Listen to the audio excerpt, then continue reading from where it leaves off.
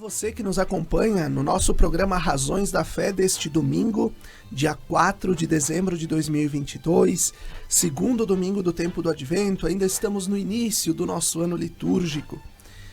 Você que nos acompanha pela Rádio Miriam Caravaggio 95.7 FM, neste primeiro horário das 7 às 8 da manhã, com a reprise também das 10 às 11 da noite, no Spotify da Rádio Miriam Caravaggio, sempre a partir das 9 horas no domingo, ou também pelas redes sociais, Facebook e YouTube da Diocese de Caxias, a partir das 8h30 da noite de domingo. Nós recordamos para que você possa se inscrever no canal da Diocese de Caxias do Sul no YouTube e ativar o sininho, ativar as notificações, para você poder receber todas as semanas as notificações das nossas mensagens, dos vídeos do nosso bispo e também do próprio programa Razões da Fé, aos domingos.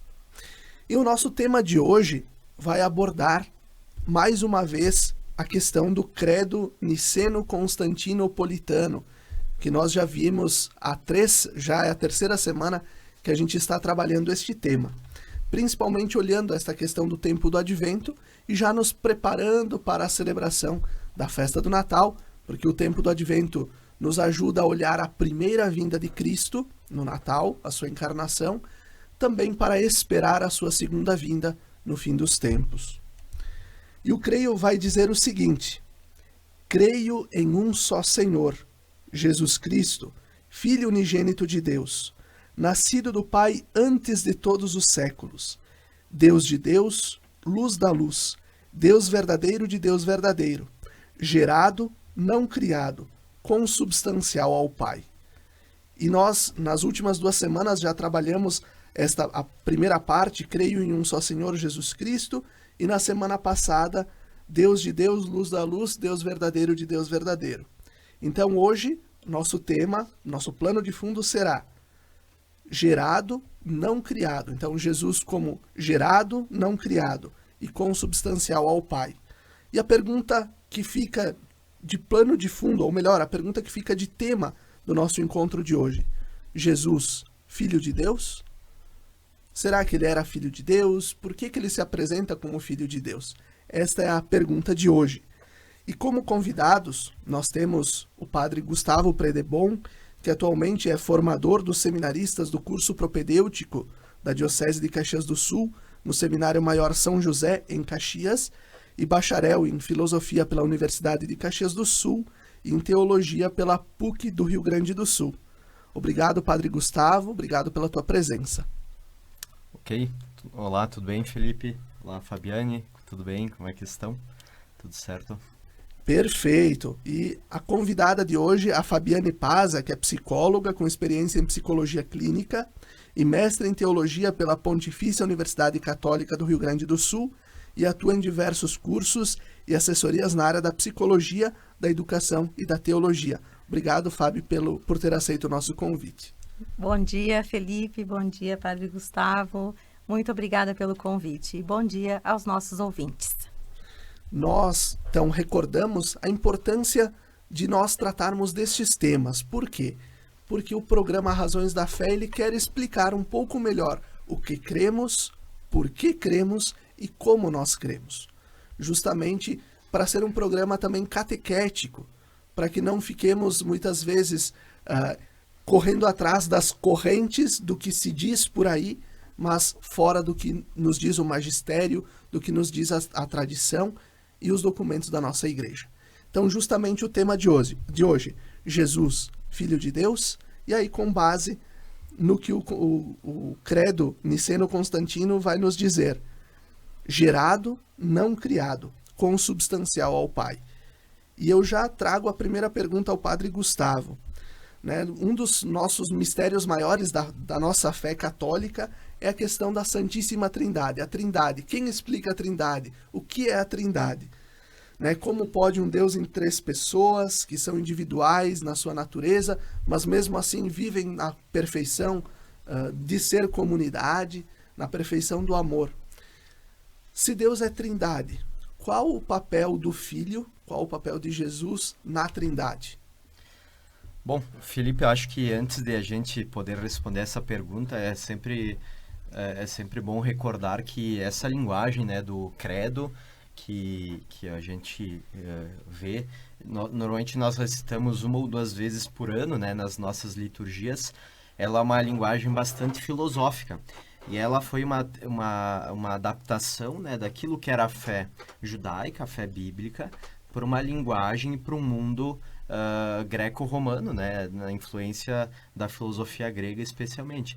Então, por isso que, retornando a esses termos, né, gerado, não criado, consubstancial, eles retomam muito essa linguagem que para os cristãos dos primeiros séculos era algo muito inteligível e muito fácil de compreender. Então, por isso, assim, bom, os judeus, né, eles tinham uma fé. Quando aqueles que passaram a seguir Jesus entenderam que Jesus era o Filho de Deus, eles não precisavam necessariamente explicar isto, porque já era algo óbvio, né? Era ação de Deus mesmo, né? E, da mesma forma, poderíamos também falar da ação do Espírito Santo quando os discípulos vão se dando por conta.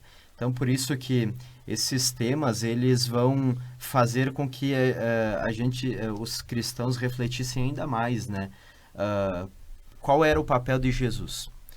Por isto, para dizer assim, bom, na economia da salvação, os autores lá dos primeiros séculos, eles concebiam que a criação era obra do Pai e a redenção era obra do Filho. Então, na plenitude dos tempos, a encarnação do Verbo, então isto é visto como a redenção, como um papel específico de Jesus na economia trinitária, né? Que também é um termo que os padres da igreja eles utilizavam para falar da ação de Deus, né? Então, o nosso mundo, ele acontece dentro da ação de Deus que vai fazendo. O Deus que criou, o Deus que enviou profetas, o Deus que cuidou de um povo, e que na sua plenitude ele envia um filho, o Deus Filho, para redimir a humanidade, né? Para salvar a humanidade. Também a gente pode dizer que esses termos, gerado, não criado, todos esses termos, eles foram utilizados na época para combater as heresias? Sim, com certeza. Os primeiros 2 concílios ecumênicos, né, Nicéia e Constantinopla, Nicéia em 325 e Constantinopla 381, que eles vão formar, né, o credo que hoje a gente tem, né, à disposição, assim, eles, no fundo, tinham como pano de fundo resolver questões teológicas, né, questões dogmáticas, né, Fábio, que a gente estuda na teologia, e que, por quê? Por que se diz que Jesus foi gerado e não criado? Porque para os cristãos daquela época, dizer que Jesus foi gerado por Deus Pai, mas não foi criado, significava fazer uma separação dizendo que nós somos criaturas e e pertencemos à ordem das criaturas, né? E Jesus não era criatura. Jesus era da mesma substância do Pai, né? Então ele não era criado como Deus criou o ser humano, ou Deus criou a natureza, assim vai, né? Então por isso que essa diferenciação que o credo faz, ela, por exemplo, visava combater especificamente a heresia do arianismo, né? Que não via Jesus como sendo da mesma substância de Deus, via ele como sendo um degrau abaixo disso, né? Isso aí. Também eu vejo, assim, dessa questão da função, né, de Jesus, de Jesus o Filho, né, o Filho encarnado, além disso mesmo que a gente estuda na teologia, que é a redenção, que é a salvação, mas Jesus, ele veio nos mostrar o Pai, né? Ele veio nos trazer nos mostrar a face do Pai. Quem vê a mim, vê ao Pai. Então, as pessoas não tinham muito conhecimento de quem era esse... Tanto que chamar a Deus de Pai foi iniciado, foi apresentado por Jesus. Deus era visto, né, como um justiceiro, como juiz, o Senhor dos exércitos, né? Então é interessante também isso. E já entrando trazendo essa questão de Jesus que nos mostra o Pai, né, o rosto divino, né, de Deus na humanidade. Como deve ser, Fábio, a nossa relação, a relação do ser humano com Deus? ela tem que ser uma relação de servidão, em que eu tenho que servir, porque senão o diabo vai me puxar pelas pernas, ou uma relação dogmática que eu preciso só cumprir o rito da missa, o que a igreja prescreve, prevê, ou uma relação de comunhão e comunicação com Deus? Pois é, né? A terceira opção, né? É a terceira opção. Porém, no decorrer da história mesmo das religiões, da igreja, essas primeiras opções também existiam muito, né? No ritualismo, né? No medo do inferno, no medo do próprio Deus, né? Do Deus que castiga. E isso também foi papel de Jesus nos mostrar esse Deus que é amor. Mas a relação, quando você me fala, né? É de comunhão e comunicação, sem dúvida. De comunhão e comunicação. Porém, se a gente olhar os grandes místicos da igreja, eu diria que mais do que isso, né? Porque se a gente pensar vamos pensar numa empresa. As empresas hoje trabalham muito a boa comunicação dentro da empresa. Mas eu posso me comunicar com o meu chefe e não ter uma relação como nós temos que ter com Deus, que é a relação de amizade. Então, os grandes místicos, como Teresa d'Ávila, trabalha muito a questão da minha relação com Deus, uma relação de amizade. E como não essa amizade que nós temos hoje nas redes sociais, que é só o curtir, o não curtir, né? É muito superficial, mas a amizade com Deus, ela vem. E aí, numa amizade, se tem essa comunhão. Inclusive, se fala assim, né? A Santa Teresa fala, como que se inicia uma amizade? A amizade tem que ter uma escolha mútua. Nós queremos ser amigos. Deus quer ser nosso amigo. Então, essa parte nós já estamos garantidos, né? Agora, nós escolhermos ser amigos de Deus. E para que haja uma amizade efetiva, nós temos que dar o nosso investimento. Deus investe em nós, né? Deus investiu na humanidade enviando seu Filho. E como é a nossa amizade com Ele? Investir. Investir é isso, é dedicar tempo, é conhecimento mútuo. Deus nos conhece, o que nós conhecemos de Deus?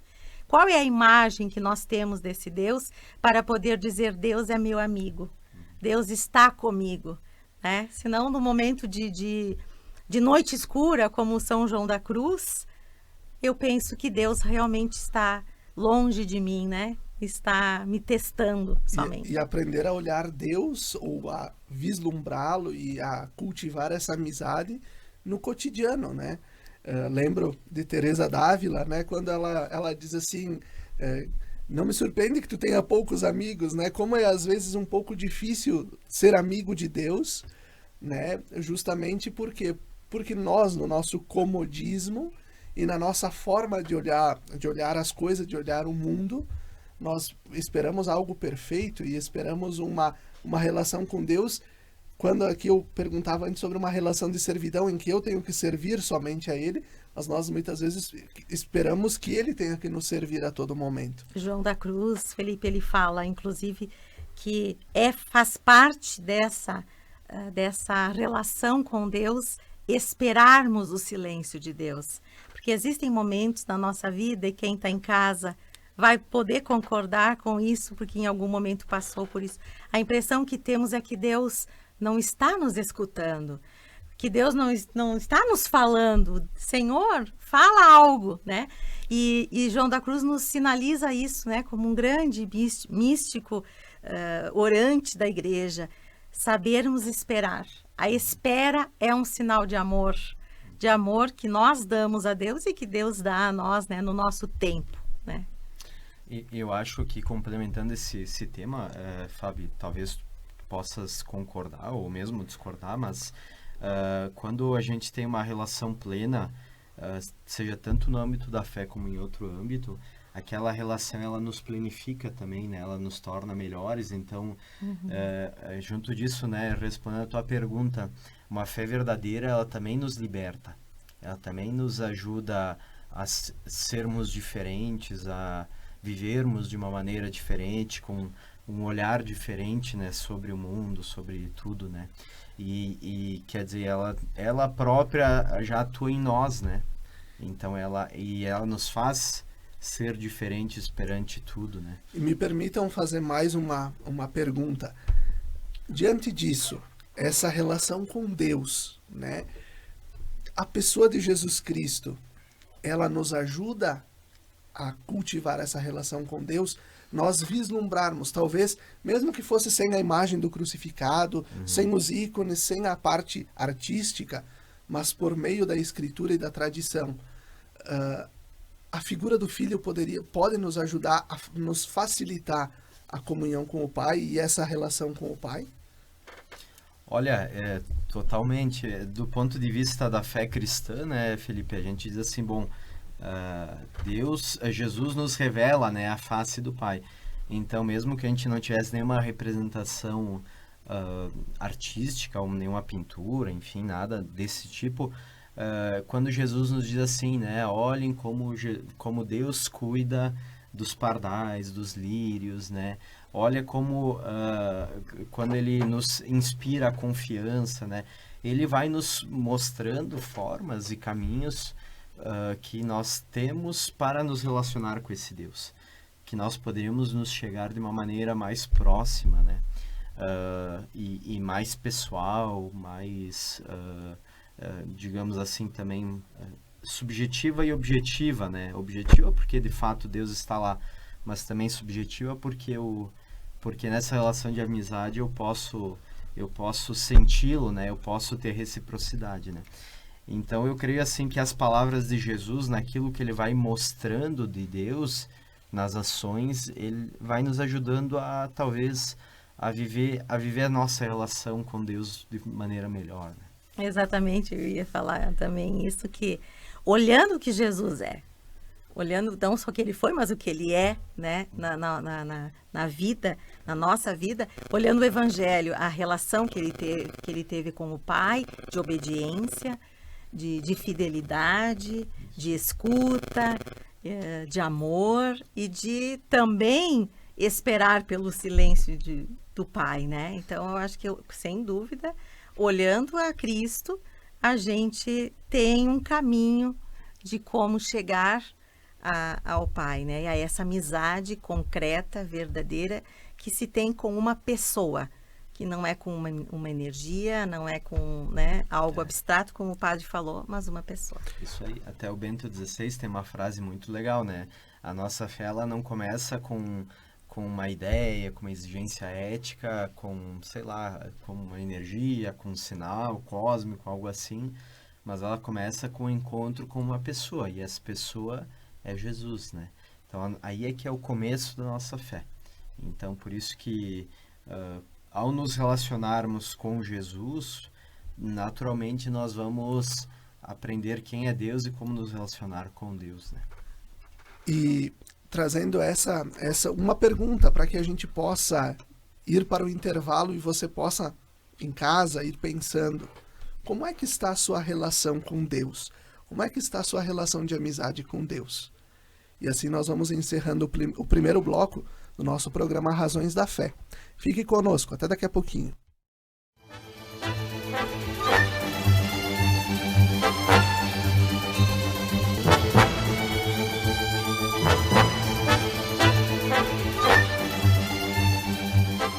De volta com o segundo bloco do nosso programa Razões da Fé, deste domingo, 4 de dezembro de 2022. Hoje nós estamos refletindo sobre o tema Jesus, Filho de Deus, e do credo niceno-constantinopolitano nós tiramos a seguinte frase: Jesus como gerado, não criado, consubstancial ao Pai. E a partir disso que nós estamos refletindo com o padre Gustavo Predebon e com a psicóloga e mestre em teologia Fabiane Paza. Fabi, já vamos para uma pergunta agora, início do bloco, contigo. Vamos lá. Por que Jesus se coloca como filho de Deus e filho do homem nas narrativas bíblicas? O que isso significa? A expressão filho do homem, ela aparece muitas vezes na Bíblia, né? Nos evangelhos. E também, não só nos evangelhos, como na Bíblia. Livro de Daniel, por exemplo, Ezequiel, né? E é bom nós deixarmos claro para os ouvintes que esse filho do homem é escrito em letra maiúscula. Porque, e não em minúscula, letra maiúscula, porque ele se diz filho do homem, parece que é mais de 88 vezes que tem, não contei, mas me disseram, que fala o quê? A explicação mais comum, mas que não é a mais completa, é que sim, Jesus sendo homem, né, Deus e homem, se coloca como filho do homem, da natureza humana. Essa é uma explicação, porém, ela, se ficarmos só nisso, ela é incompleta, né? Jesus se coloca como o filho do homem, revelando todo esse mistério de Deus, sendo filho de Deus. Então, a própria encarnação de Jesus, do filho, é um mistério, né? E o filho do homem, depois no Evangelho de Mateus, ele diz, o filho do homem não tem aonde reclinar a cabeça. Depois, lá no final, né, do Novo Testamento, o Filho do Homem virá em sua glória. Então, esse termo, Filho do Homem, é a natureza humana que o Filho de Deus adquiriu, né, encarnou, mas que, se revelando como Filho de Deus, vive a vida humana, porém, sem deixar de ser divino, né? Então, assim, ele anuncia, o Filho do Homem, anuncia todo esse mistério que é a encarnação e o mistério pascal desse filho de Deus e filho do homem, né? Porque o Filho de Deus veio. Assim ele confirma as duas naturezas dele, que elas se misturam e ao mesmo tempo elas são individuais, e ele acaba sendo Deus e homem na sua inteireza, né? Exatamente. Isso aí a gente diz na teologia que elas coexistem, e na verdade até a gente evita usar o se misturam, porque no fundo tanto aquilo que é humano é preservado enquanto humano e aquilo que é divino é preservado enquanto divino, né? Então, é só, claro, só em Deus poderia existir tal coisa, né? Mas é por isso que nós dizemos que Jesus, a natureza divina e humana coexistem na mesma pessoa, né? E mesmo quando ele quando ele está lá no Monte das Oliveiras, que ele diz, o Filho do Homem se vai, né? O Filho do Homem se vai justamente no momento em que ele vai ser entregue, né? Mas o melhor seria que aquele que o entregou não tivesse nascido, né? Então, ele se coloca como o ser divino, né? A pessoa, filho de Deus, mas ao mesmo tempo aquele que sente a dor na carne. Exatamente. Inteiramente, né? Desculpa, Felipe. Inteiramente homem e inteiramente divino, né? Inteiramente Deus. Não é 50% Não é, no Calvário, então ele estava mais frágil, estava sofrendo, então era mais um humano. Não. É por isso Filho de Deus e filho filho do homem, né? Porque são as duas consubstâncias aí, né? Eu recordo do programa, 2 programas atrás, quando o Padre Ricardo estava aqui também conosco, e nós falamos sobre o esvaziamento de Deus, né? O abaixamento, em que ele diz, quem que morreu na cruz? O Deus ou o homem? Né? E ele traz, quem morre na cruz é o verbo, é o todo. Né? É o todo. Então, é algo que é um mistério. Que Deus é esse, né? Que Deus é esse que aceita dar o seu filho, né? Para redimir a humanidade. E nesse sentido, Padre Gustavo, como a gente já debateu sobre a existência do Jesus histórico também nos programas anteriores e a natureza divina, e nós trabalhamos, já falamos aqui também, como é que a gente pode interpretar a ação de Jesus, do Filho, na história da salvação? Certo. Eu só vou complementar uma coisa aqui sobre esse assunto, assim, que muitas heresias, elas nasceram na igreja com uma tentativa de explicar, às vezes de uma maneira incompleta, de uma maneira que não levasse em conta o todo da doutrina, algumas coisas. Então, muitas vezes essa pergunta, quem morreu na cruz, né? Muitos já se faziam lá no passado, né? E, por exemplo, algumas heresias, elas diziam o seguinte, que Deus não morreu ali. Então, Deus só adotou um corpo humano e utilizou, então, naquele momento do sofrimento, aquele Espírito de Deus teria saído, né? Então, quando a igreja retoma essa questão da inteira natureza divina e humana, e inclusive indo até o Calvário, ela quer recordar que toda a humanidade foi assumida, né? Não, o corpo não era só um invólucro, né? Uma prisão aí para uma alma, né? Que Deus... Algo que era muito comum, por exemplo, nas mitologias, né? E em outras visões de mundo, né? No platonismo e tal. Então, essa visão de que o espírito viria e habitaria um corpo por um tempo e depois sairia, né? Então, o cristianismo é carnal, é encarnação mesmo, é carne, né? Até no prólogo do Evangelho de João, quando diz, ó, o verbo se fez carne, quer dizer, ele habitou a humanidade na sua forma mais básica, assim, né? No corporal da humanidade, né? Isso é bem importante. Bom, como entender então esse Jesus que vai como entender a ação, né, do verbo, né? Creio que nós temos que recordar que quando Deus cria, ele cria por amor. Quando Deus redime, ele também redime por amor, né? Algumas vezes até ao longo do cristianismo, né, dos 2000 anos de cristianismo, se achou que Jesus veio apenas para pagar uma conta, né, saldar uma conta do pecado da humanidade, né? Mas pelo contrário, quando Deus cria, ele cria por amor, quando ele salva, ele também salva por amor. E por isso a gente diz assim que foi uma forma como Deus escolhe ou foi conveniente ou para que a salvação acontecesse. Então, Deus não fala mais de uma maneira distante, né? Desde cima do monte ou desde a nuvem, mas ele fala através de uma pessoa concreta, né?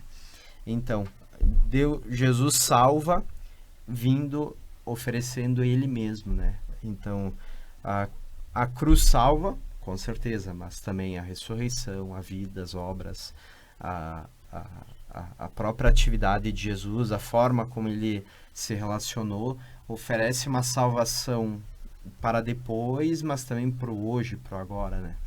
Jesus salva também quando ele nos ensina a como viver aqui os sinais da salvação, né? Novas formas de se relacionar, de viver o respeito, né, pelo outro, pelo diferente, a acolhida, enfim, né? Uma série de coisas que Jesus vai salvando antes mesmo do evento da cruz e da ressurreição, né?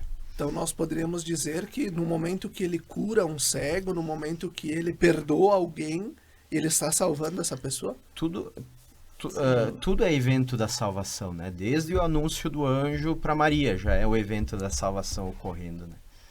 O cume, né? Vamos dizer assim, o cume é a morte de cruz, né? Culmina com isso, mas todo esse processo veio resgatando a relação da humanidade com o Senhor, com o Criador, e dando dignidade às pessoas, né? Isso. Numa cura, restaurando nessa pessoa, salvando ela de muitas coisas. Percebendo o quanto de Deus está no ser humano. Exatamente. Né? Isso aí. Porque, digamos assim, que Jesus veio para nos salvar enquanto vida eterna, mas também veio salvar a cultura humana, as relações humanas, a relação do homem consigo mesmo, do homem com os outros e do homem com Deus, né? Então, a salvação é um evento integral, né? E por isso que eu acho assim que muitas vezes também a fé do ponto de vista psicológico, ela nos ajuda a ser mais maduros, a ser mais compreensivos, a ser melhores, diferentes. Né? E cada vez mais resgatando a nossa totalidade. Eu acho que um problema, a integralidade e também assim, hoje, né, se vê muito, né, não querendo entrar em polêmicas, mas assim, as pessoas preocupadas com o céu, né? Nós queremos chegar ao céu, mas eu não posso, eu tenho que me preocupar com o meu irmão que passa fome. Isso. né? Ah, não, o pobre, né, está passando fome, mas ele vai chegar lá no céu e vai ser tudo bom. Até porque Eu ele vai nos preciso- preceder no reino, né? Então fica aquela coisa. eu tenho que chegar ao céu caminhando humanamente, né? Humanamente como Cristo fez, e não só olhando lá à frente e esquecendo aqui, porque aí é uma visão errônea de salvação, Reducionista. reducionista. E nesse aspecto, Fábio, como é que a gente pode viver essa fé num Deus criador que nos cria como irmãos de uma forma madura como Jesus nos ensinou? Como é que a gente Pois pode é, né? trabalhar Olha, isso de forma é madura? difícil aí, né? Vamos ver, vamos tentar refletir juntos. Receita não temos, mas eu acredito que resgatando isso, né, a viver a fé sobre a criação de Deus, qual é o mais lindo da criação de Deus? O que é o mais lindo da criação de Deus? A gente vai dizer a natureza, é o cosmos, então toda essa questão de cuidado com a nossa terra, né, com a nossa casa comum, isso tudo nos mantém e nos coloca numa vida de espiritualidade. A pessoa que vive uma vida de fé voltada para a criação, ela vai ser uma pessoa que vai cuidar da terra, vai cuidar da natureza. Mas, além de tudo isso, o mais lindo da criação do Criador é o ser humano, né? É a pessoa humana. Então, eu acredito que não tem como viver uma fé excluída ou longe, afastada do seu irmão. Por mais que a pessoa, né, tenha o seu autocultivo, a gente também trabalha muito isso nas questões psicológicas, né? De trabalhar consigo mesmo, de conhecer a si mesmo, de descobrir a si mesmo e assim descobrir Deus aqui nas nossas entranhas, mas também voltar-se ao outro, né? Hoje, quando a gente lê sobre a espiritualidade de uma forma geral, o Papa Francisco nos fala e nos conduz muito a isso, ao encontro, esse encontro com a pessoa de Jesus Cristo e com os meus irmãos, né? Que são e somos todos nós a beleza da criação. Então, como? De uma forma simples, mas tentando ouvir as pessoas, tentando ter um relacionamento de dignidade com as pessoas, a gente também vai conseguir viver uma fé madura, porque aí eu não vou me colocar nem como um fanático, aonde nessa fé eu tenho privilégios, eu sou o mais, né, merecedor, vamos dizer assim, de graças. Também não vou me colocar na inferioridade, não vou me colocar como o não merecedor, como aquele que está afastado e que não merece esse amor. E vou olhar o meu irmão também assim, né? A gente fala assim, a gente julga muito, né? Esse precisa, aquele não precisa. Agora é época de Natal, as pessoas fazem campanha para ajudar os mais necessitados, mas aquele não trabalha. Nós, em Deus, nós temos uma resposta, que é: eu tenho que ser bom. E tenho que ser bom com aquele, não necessariamente que mereça, mas necessariamente é o que precisa. Então, eu acredito que a fé madura, ela se dá a isso. O que o senhor acha, padre? Olha, eu acho que é muito interessante, porque na medida que nós temos uma relação madura com Deus, que não é tão infantil, né, que, por exemplo, não quer jogar para Deus as responsabilidades que são nossas, e que ao mesmo tempo a gente reconhece, por exemplo, que Deus nos acolhe assim como Jesus acolheu pecadores, né? Que nós nos colocamos com uma certa humildade nessa relação, né? Não querendo ser melhores ou piores, né? Nós começamos a perceber que o outro também erra, que o outro pode ser mal, que o outro pode não corresponder, né?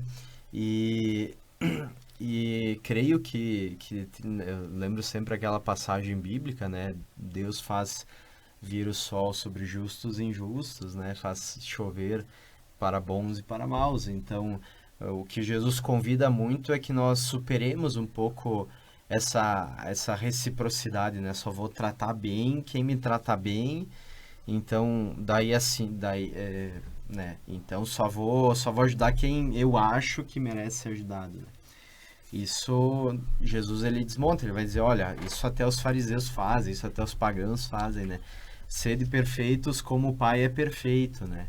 Então, eu acho que Jesus nos convida, assim, a ampliar muito o horizonte, né? E a sempre olhar além dessas reciprocidades, né? Ele foi simpático para mim, aquela pessoa, né? Aquele pobre que eu ajudei, ele agora está trabalhando, então eu vou continuar a ajudar, né? Então a gente tem que um pouco ampliar o horizonte, assim, né? Eu também, só um minutinho, falo também, além de tudo isso, de uma fé madura, como o Felipe está perguntando, que todos nós queremos, né?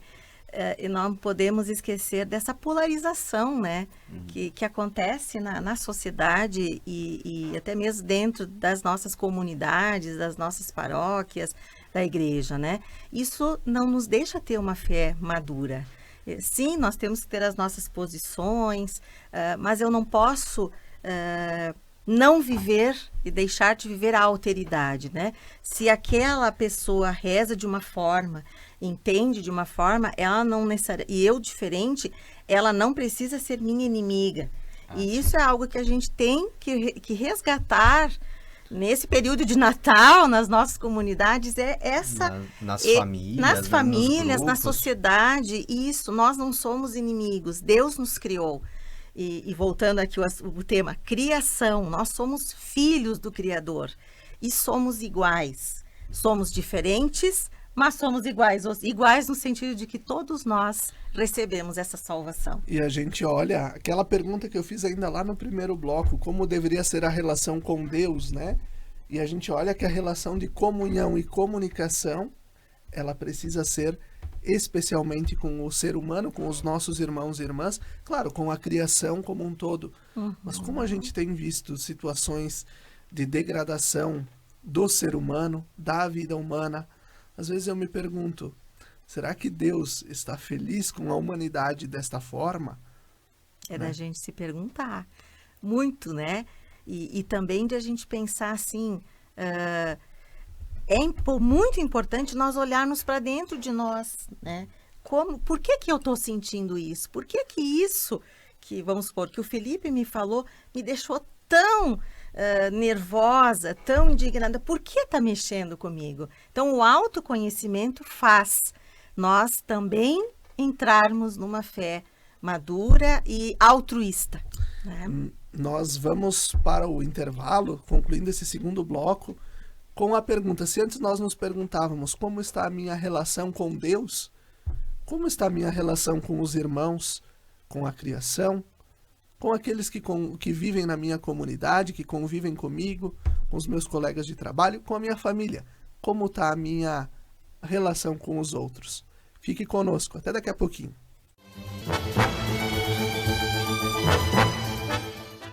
Estamos de volta com o terceiro bloco do nosso programa Razões da Fé, desse domingo, 4 de dezembro de 2022, aqui pela Rádio Miriam Caravaggio, 95.7 FM e também pelas redes sociais. Nosso tema de hoje, Jesus, Filho de Deus. Nossos convidados deste domingo, o padre Gustavo Predebon e a psicóloga e mestre em teologia, Fabiane Paza. Padre Gustavo, o que significa dizer que Jesus é consubstancial ao Pai? E sendo assim, o Espírito Santo também não seria consubstancial ao Pai e ao Filho? Como é que funciona essa relação entre os três? Isso aí. Então a gente, retomando um pouquinho daquilo que estava sendo dito antes, né? Essa linguagem consubstancial era uma linguagem que estava em voga no mundo antigo, que servia e ajudava para falar sobre a relação que existia, a relação divina que existia, né? Então, por isso dizer que Jesus é consubstancial quer dizer que ele partilha a mesma substância do Pai. Ou seja, se Deus Pai tem determinada substância, Jesus possui esta mesma substância. Com relação ao Espírito Santo, vou fazer um pouco mais de explicações, né? O primeiro concílio de Nicéia, ele foi clareando a questão da divindade de Jesus. E no Concílio de Constantinopla, em 381, foi sendo clareada a questão da divindade do Espírito Santo. Porque também existia uma tendência de algumas heresias, de alguns pensadores, de ver o Espírito não como sendo Deus, né, Deus Espírito Santo, também ou sendo de um grau inferior, né? Alguns até faziam uma hierarquia, né? Deus Pai era maior que Deus Filho, que era maior que Deus Espírito Santo, e por assim vai. Então, o Concílio de Constantinopla, ele vai reafirmar, né, a divindade do Espírito Santo, recordando que lá no final do Evangelho de Mateus, Jesus mesmo vai dizer, olha, batizem todos os povos em nome do Pai e do Filho e do Espírito Santo, né? E só que o Concílio de Constantinopla, ele vai utilizar uma linguagem diferente, ele não vai usar o consubstancial, né? Ele vai usar diversas linguagens diferentes, que seria uma linguagem quase indireta, para falar desse, que é do Espírito Santo, que é divino, mas que também está na obra da salvação, mas de uma maneira diferente. Por isso ele vai dizer assim, que o Espírito Santo é o Senhor que dá vida, que procede do Pai. Em vez de usar o consubstancial, ele usa o proceder do Pai. Mas para falar também que o Espírito Santo possui a natureza divina. E depois ele vai para uma linguagem mais poética para dizer assim que com o Pai e o Filho recebe juntamente a mesma adoração e a mesma glória. E assim, então, para falar que o Espírito Santo, ele também faz parte disto, né? Só que por brigas, né, por discussões entre os padres conciliares, entre aqueles que eram partidários de uma visão que depois ficou sendo mais herética do que a ortodoxia da fé, então escolheram essa linguagem um pouco mais indireta para falar da divindade do Espírito Santo. Lembrando que quando a gente lê o Evangelho de Lucas, para Lucas, o tempo da igreja é o tempo do Espírito Santo. Então, após a morte e a ressurreição de Jesus, o tempo da igreja, da comunidade nascente, do tempo que nós vivemos agora, é o tempo da ação do Espírito. Então, o Espírito, ele age na igreja, ele age na história, ele conduz a história, é ele que vai iluminando a igreja, que vai suscitando santos, né, profetas, doutores, pessoas que vão guiando e que vão conduzindo a igreja como obra de Deus, né? Então, por isso, assim, Jesus atua na obra da redenção da humanidade e o Espírito Santo atua na obra da santificação da história que vai seguir a partir de então. E na história, a partir da encarnação de Jesus ou na história que vem de antes ainda? Então, na teologia trinitária nós sempre falamos que, embora a gente identifique, por exemplo, a criação com Deus Pai, também na criação o Deus Filho e Deus Espírito estavam presentes. Na redenção, né, na cruz, na ressurreição, embora a gente fale de Jesus, do Deus Filho, também está presente Deus Pai e Deus Espírito Santo. No tempo do Espírito Santo, no tempo da igreja, embora a gente fale do Espírito Santo, também está presente o Pai e o Filho. Então, didaticamente, nós distinguimos os tempos, mas a ação de Deus é unitária, né? Porque Deus não pode ser dividido assim como nós podemos dividir, né, as coisas humanamente falando, né? Isso também é muito catequético, assim, para a gente entender, né, essa divisão, mas para entender também como Deus vai agindo em cada momento da história, né? E Fábio, como Jesus, o Filho, né, que se encarnou no seio de Maria, no ventre de Maria, pela ação do Espírito, como ele se revela ao mundo? Essa é uma pergunta que é muito interessante que os ouvintes respondam para si mesmo. Como você percebe esse Jesus no mundo amplo, grande, na história e no seu mundo, né? No mundo da sua família. Nós podemos dizer que Jesus se mostra no nascimento de uma criança, que Jesus se mostra quando uma família está reunida, Jesus pode se manifestar numa doença difícil que uma família passa, numa perda. São momentos esporádicos de cada história, né? Mas se nós falarmos no amplo, Jesus se manifesta no mundo como Deus, Deus que se encarnou, Deus que veio nos visitar, Deus que veio fazer, né, a sua morada, fazer a sua tenda aqui na humanidade. Por isso que eu acho que é muito importante a gente pensar isso. O Natal é a festa desse mistério encarnado. Mesmo na minha área, né, da psicologia, as pessoas muitas vezes não gostam da festa de Natal, acham triste o Natal, por N situações de perdas, de momentos difíceis que às vezes acontecem nesse período do ano, né? As síndromes de final de ano, né? E se a gente resgatar pela espiritualidade, pela fé, mesmo numa perda, eu falo que eu perdi o meu pai no dia 20 de dezembro, né? Há 2 anos atrás. E esse Natal, ele não foi triste. Ele foi um Natal de perda, de luto, sem dúvida. Mas não, e eu insisti muito com a minha família e digo para quem está ouvindo, o Natal nunca vai perder o seu sentido. Nós podemos perder, podemos estar doentes, podemos estar em situações difíceis. Por quê? Porque Natal é a festa desse Deus que veio nos visitar. E se esse Deus veio nos visitar, ele não nos deixa só. Ele não nos deixa tristes, né? Então, que essa festa seja um suporte para esse momento que, de repente, algumas pessoas passam, algumas lembranças mais difíceis, mas se você está em casa, pensar dessa forma, o Natal é a festa do Deus que veio a nós. E é uma festa, então, cheia de sentido. Eu posso estar triste, eu posso não gostar, mas o Natal tem o seu sentido. Eu acho que esse é o grande desafio para nós, principalmente para nós cristãos. E o Papa Francisco fala muito, o cristão não é triste, o cristão é alegre. Não porque está tudo bem. Não, o cristão sofre, nós sofremos, nós temos cruzes, né? Nós cristãos temos o exemplo da cruz. Mas a cruz nos traz a luz, nos traz a ressurreição. Então, respondendo essa tua pergunta, Felipe, eu acredito nisso, né? Que Jesus se manifesta, o Deus Filho, e nesse mundo veio amor, veio paz, veio a verdade com letra maiúscula, e é isso que nós temos que buscar.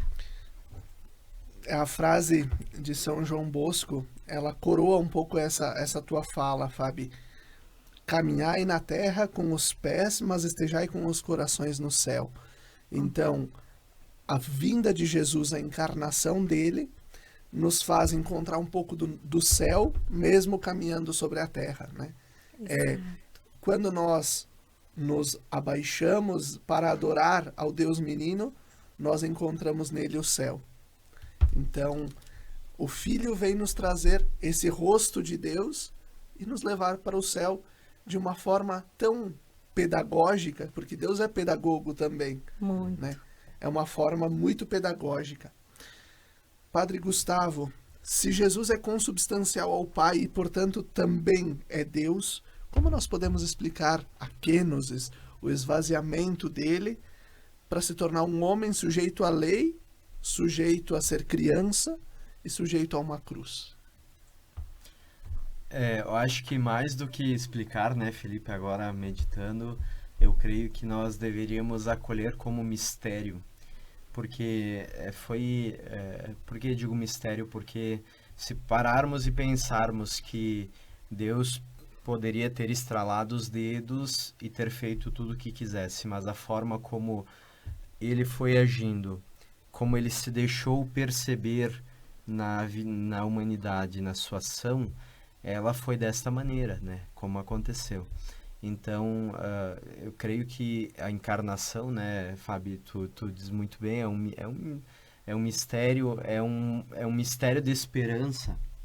E a gente Tem até uma filósofa, né, a Hannah Arendt, que ela medita que o cristianismo, quando fala do nascimento de uma criança, ela quer falar que ali há algo novo, uma nova vida é sempre algo diferente, é sempre algo que modifica tudo, né? Na experiência humana mostra isso, né? Numa família. Mas, então, Jesus, ele vem para modificar tudo de uma maneira não agressiva, né? Todos os sinais de Jesus são sinais que não demonstram nem agressividade, nem imposição, nem usurpação. Tanto que a carta lá aos Filipenses, ela disse, né? Ele não se agarrou à sua condição divina, mas fez-se igual a um ser humano, né? Então, ele se rebaixa no sentido de vir e visitar a humanidade na humanidade mesma, como também ele não teme passar pela pior momento da humanidade, né? Pela pior desgraça. Então, o que Jesus faz, no fundo, é um mistério também.